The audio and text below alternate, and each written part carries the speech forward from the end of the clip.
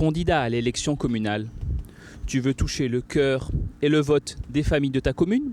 Citoyen, tu veux un Tavana qui a un programme clair pour le bien vivre ensemble en famille?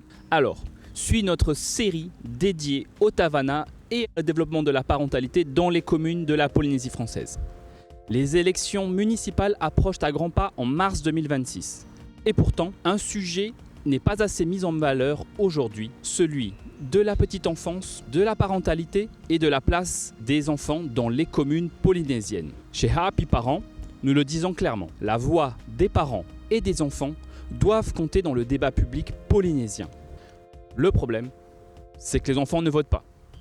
Et les parents sont de moins en moins nombreux, tiraillés par de nombreux défis. Résultat, la parentalité a du mal à se frayer un chemin dans le débat public, à dire que ce n'est pas qu'une affaire privée, c'est un enjeu de société. Décider de faire des enfants est la chose la plus intime qu'un Polynésien peut faire. Mais les conditions dans lesquelles ils sont élevés est une chose éminemment politique. Dans notre série de posts dédiés au ressort de la dénatalité en Polynésie française, nous avons analysé les faits. Le constat est clair. Ce n'est pas un manque d'amour ou d'envie qui font que nous avons moins d'enfants. C'est clairement les conditions de vie des parents qui se sont dégradées. La bonne nouvelle, c'est que les politiques publiques ont un rôle clé à jouer. Bien sûr, les résultats prennent du temps, mais ne rien faire aujourd'hui coûtera bien plus cher demain. Quand les parents peuvent accéder à un mode de garde d'enfants abordable et qu'ils peuvent concilier travail et vie de famille, ils restent sur le marché de l'emploi, ils contribuent au développement économique et les enfants bénéficient d'un cadre éducatif bien plus stable. C'est gagnant-gagnant pour tout le monde. Ailleurs, ils osent. Et ce n'est pas une utopie. À New York, le nouveau maire Zoran Mamdani a fait de l'accessibilité de la ville une priorité.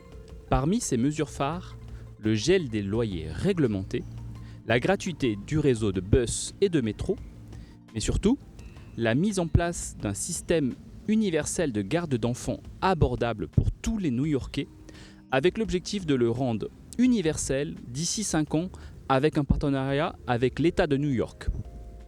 Oui, c'est possible. Oui, c'est un choix politique. Grands-parents, parents, futurs parents, citoyens concernés par le vivre ensemble, ton vote compte.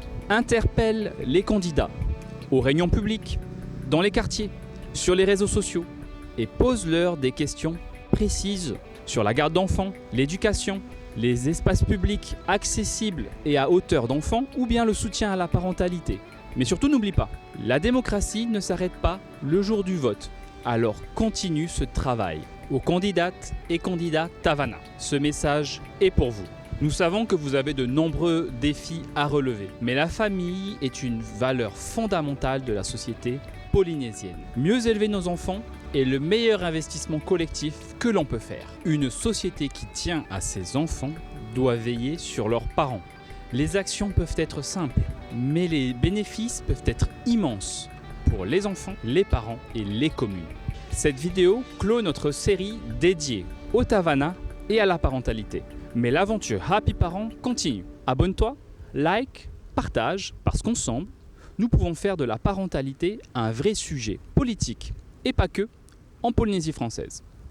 Maruru, au revoir.